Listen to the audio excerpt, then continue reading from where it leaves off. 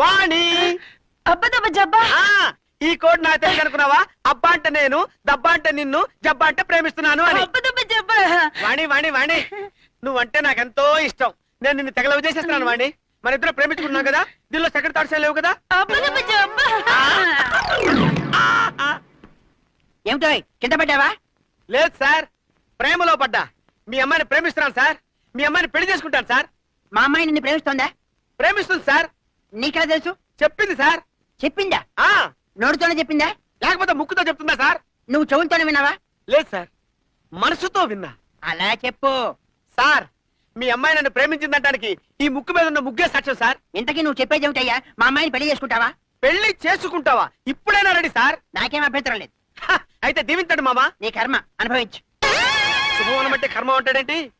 వీడికి నోరే కాదు, బ్రెయిన్ కూడా లూజే. అయ్యో వాణి.